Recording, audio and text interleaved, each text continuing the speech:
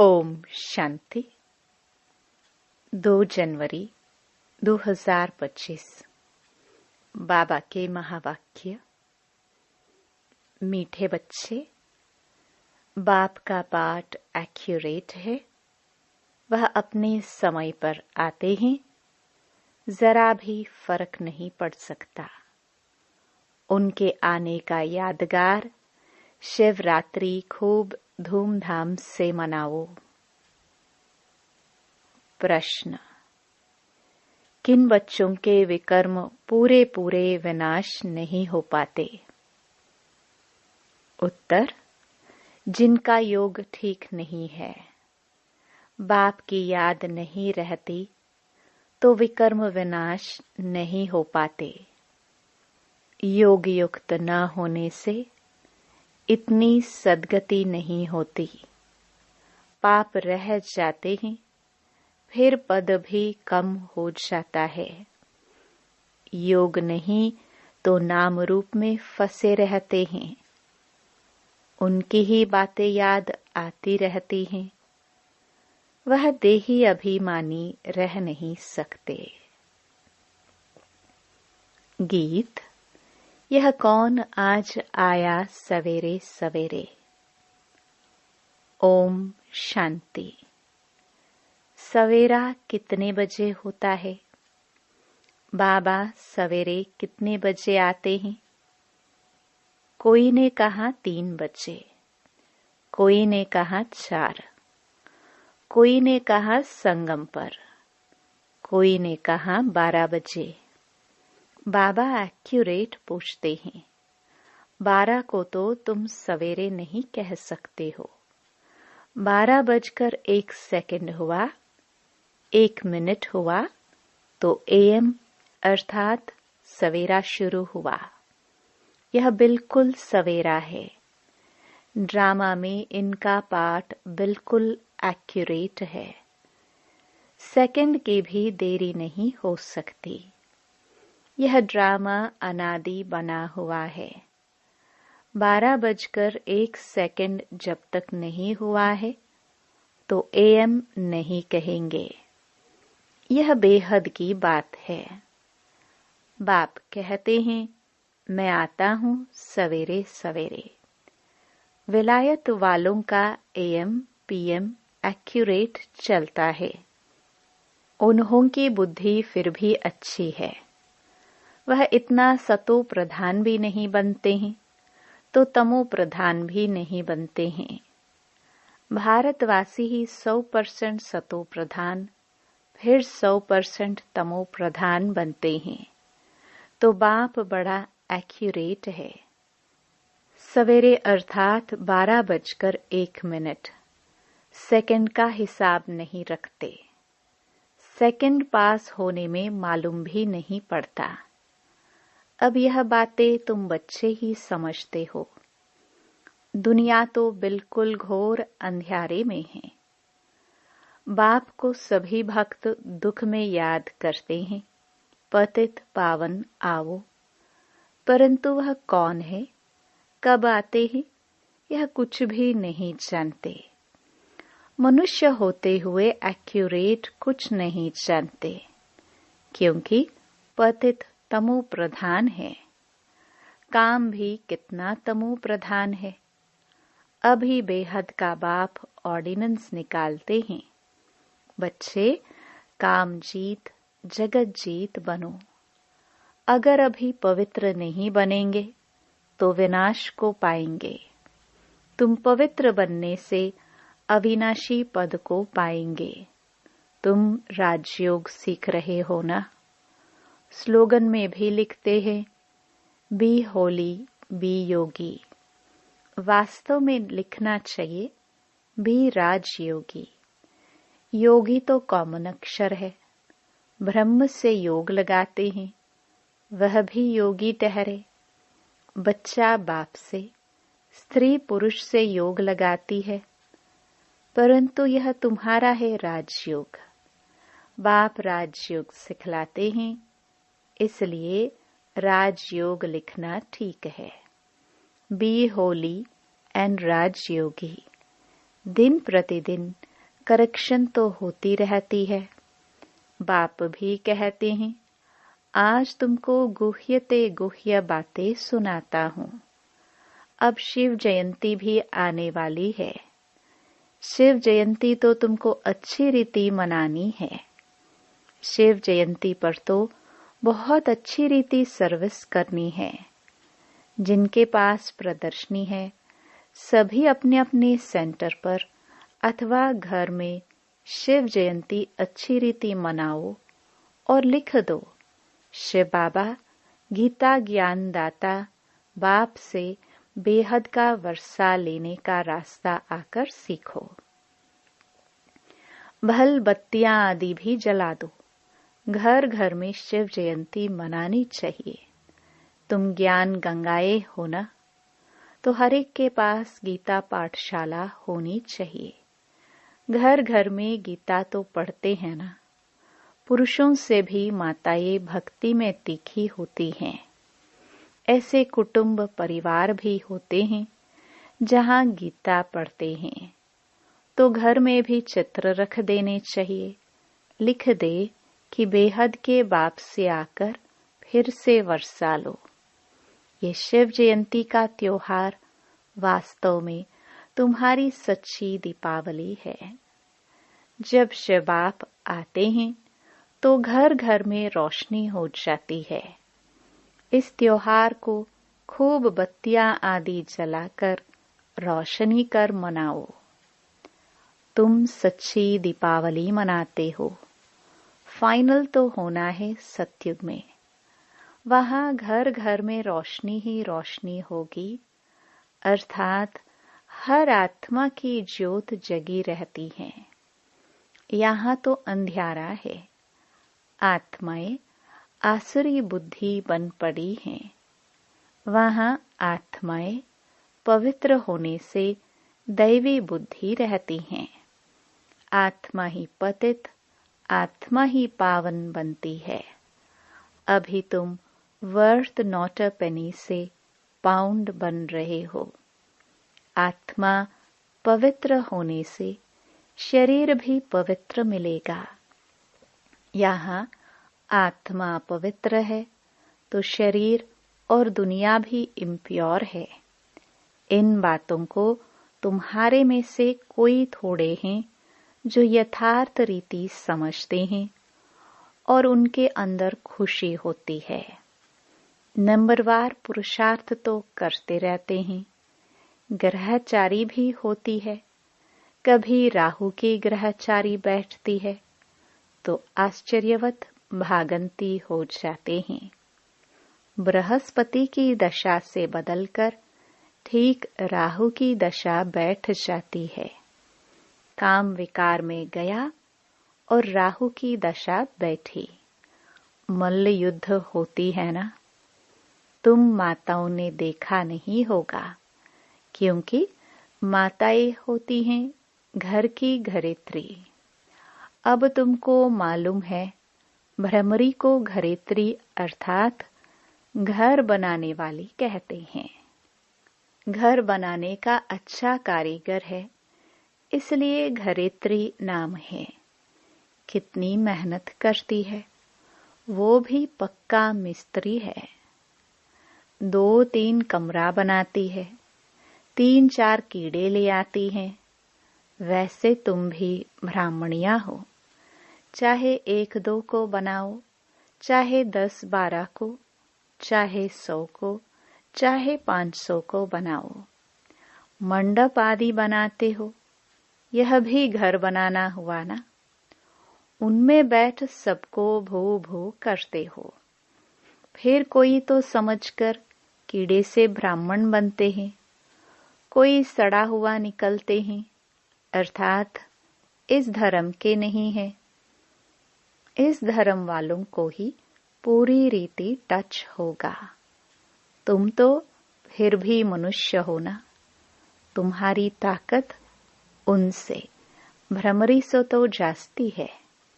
तुम 2000 के बीच में भी भाषण कर सकते हो। आगे चल 4-5 हजार की सभा में भी तुम जाएंगे। भ्रमरी की तुम्हारे से भेंट है। आजकल सन्यासी लोग भी बाहर विदेशों में जाकर कहते हैं, हम भारत का प्राचीन राजयोग सिखाते हैं। आजकल माताएं भी गेरू कफनी पहनकर जाती हैं, फॉरेनर्स को ठगा कर आती हैं। उनको कहती हैं, भारत का प्राचीन राजयोग भारत में चलकर सीखो। तुम ऐसे थोड़े कहेंगे कि भारत में चलकर सीखो। तुम तो फॉरेन में जाएंगे तो वहां ही बैठ समझाएंगे। यह राजयोग सीखो तो स्वर्ग में तुम्हारा जन्म हो जाएगा। इसमें कपड़ा आदि बदलने की बात नहीं है। यहाँ ही देह के सब संबंध भूल अपने को आत्मा समझ बाप को याद करो। बाप ही लिबरेटर गाइड है, सबको दुख से लिबरेट करते हैं। अभी तुमको सतो प्रधान बनना है। तुम पहले गोल्डन एज में थे, अब आयरन एज में हो। सारी वर्ल्ड, सभी धर्म वाले आयरन एज में हैं। कोई भी धर्म वाला मिले, उनको कहना है, बाप कहते हैं, अपने को आत्मा समझ मुझे याद करो तो तुम पावन बन जाएंगे। फिर मैं साथ ले जाऊंगा। बस इतना ही बोलो, जास्ती नहीं। यह तो बहुत सहज है। तुम्हारे शास्त्रों में भी है कि घर घर में संदेश दिया। कोई एक रह गया तो उसने उल्हना दिया, मुझे कोई ने बताया नहीं। बाप आए हैं तो पूरा ढिंडोरा पीटना चाहिए। एक दिन जरूर सबको पता पड़ेगा कि बाप आए हैं, शांति धाम सुख धाम का वर्षा देने। बरोबर जब डेटिज्म था तो और कोई धर्म नहीं था, सभी शांति धाम में थे। ऐसे ऐसे ख्यालात चलने चाहिए, स्लोगन बनाने चाहिए। बाप कहते हैं, देह सहित सब संबंधों को छोड़ो, अपने को आत्मा समझ मुझ बाप को याद करो तो आत्मा पवित्र बन जाएगी। अभी आत्माएं अपवित्र हैं। अभी सबको पवित्र बनाए बाप गाइड बन वापस ले जाएंगे। सब अपने अपने सेक्शन में चले जाएंगे। फिर डेटी धर्म वाले नंबरवार आएंगे। कितना सहज है। यह तो बुद्धि में धारण होना चाहिए। जो सर्विस करते हैं वह छिपे नहीं रह सकते। डिसर्विस करने वाले भी छिप नहीं सकते। सर्विसेबल को तो बुलाते हैं। जो कुछ भी ज्ञान नहीं सुना सकते उनको थोड़े ही बुलाएंगे। वह तो और ही नाम बदनाम कर देंगे। कहेंगे बीके ऐसे होते हैं क्या? पूरा रेस्पॉन्ड भी नहीं करते तो नाम बदनाम हुआ ना। शिव बाबा का नाम बदनाम करने वाले ऊंच पद पा ना सके। जैसे यहाँ भी कोई तो करोड़पति हैं, पदमपति भी है। कोई तो देखो भूख मर रहे हैं। ऐसे बेगर्स भी आकर प्रिंस बनेंगे। अभी तुम बच्चे ही जानते हो, वही श्री कृष्ण जो स्वर्ग का प्रिंस था, वह फिर बेगर बनते हैं, फिर बेगर टू प्रिंस बनेंगे। यह बेगर थे ना, थोड़ा बहुत कमाया, वह भी तुम बच्चों के लिए। नहीं तो तुम्हारी संभाल कैसे हो? ये सब बातें शास्त्रों में थोड़े ही हैं।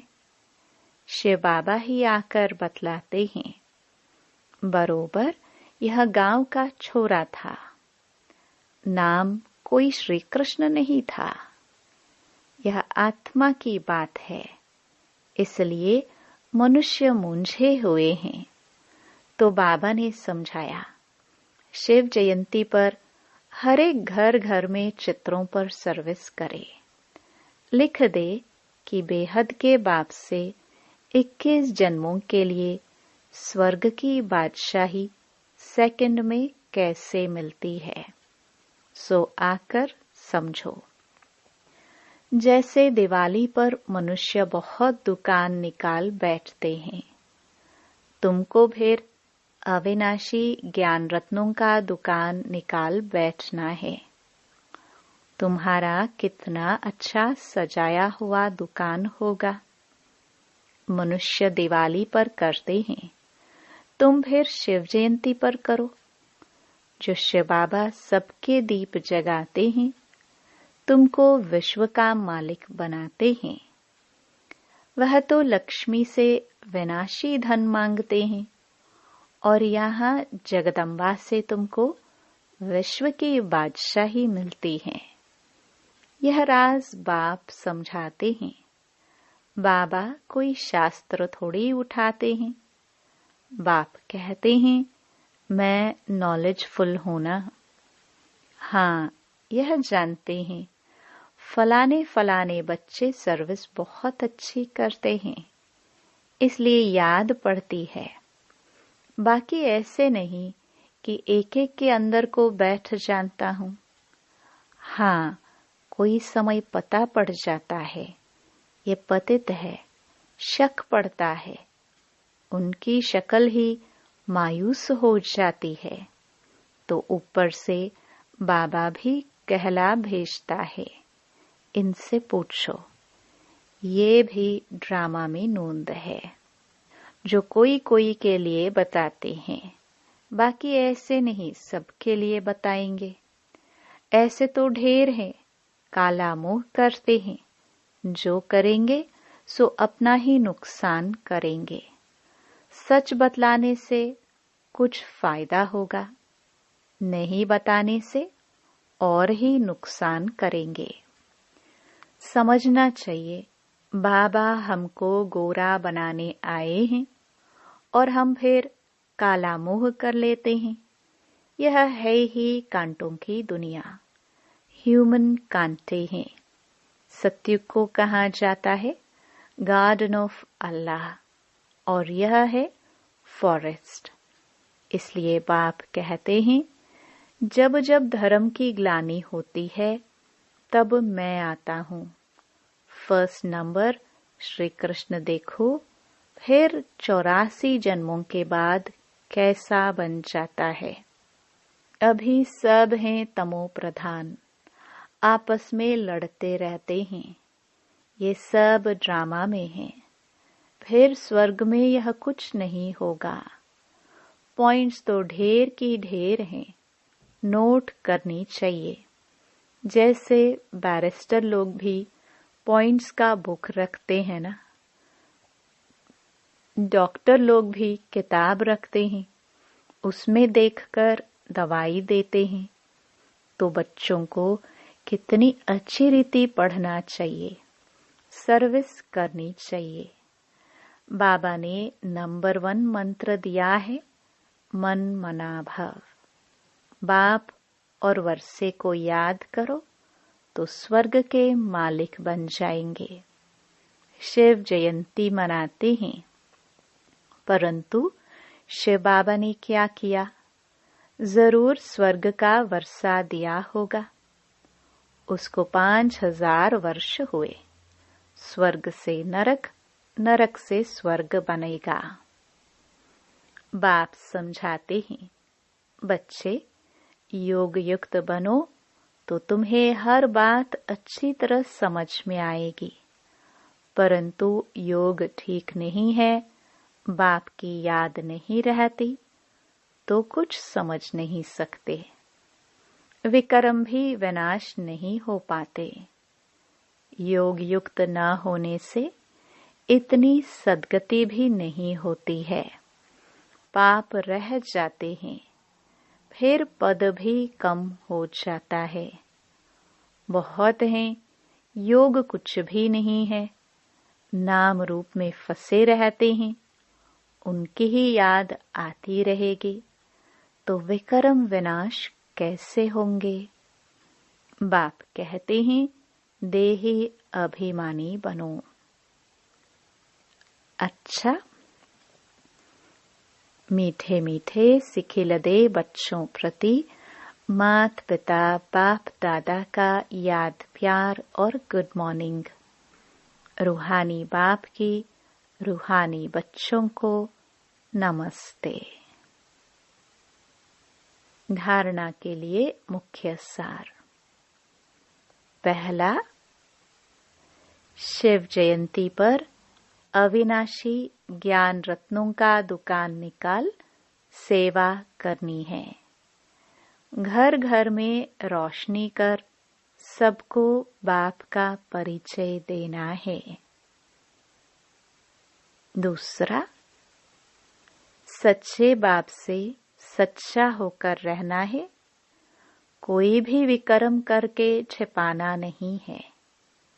ऐसा योग युक्त बनना है जो कोई भी पाप रह ना जाए, किसी के भी नाम रूप में नहीं फंसना है। वरदान। मैंपन के भान को मिटाने वाले ब्रह्मा बाप समान श्रेष्ठ त्यागी भव। संबंध का त्याग, वैभवों का त्याग कोई बड़ी बात नहीं है, लेकिन हर कार्य में संकल्प में भी औरों को आगे रखने की भावना रखना, अर्थात अपनेपन को मिटा देना, पहले आप करना, ये है श्रेष्ठ त्याग।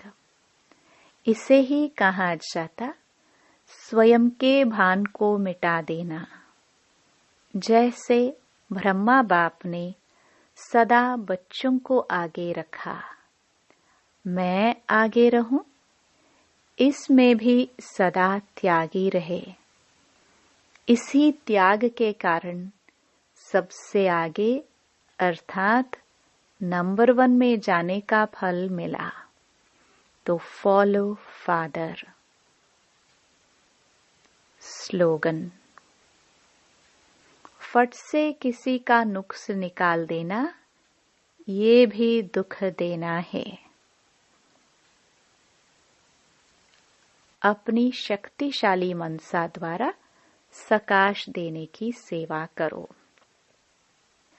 जैसे ऊंची टावर से सकाश देते हैं, लाइट माइट फैलाते हैं, ऐसे आप बच्चे भी अपनी ऊंची स्थिति अथवा ऊंचे स्थान पर बैठ कम से कम 4 घंटे विश्व को लाइट और माइट दो। जैसे सूर्य भी विश्व में रोशनी तब दे सकता है जब ऊंचा है, तो साकार सृष्टि को सकाश देने के लिए ऊंचे स्थान निवासी बनो। ओम शांति।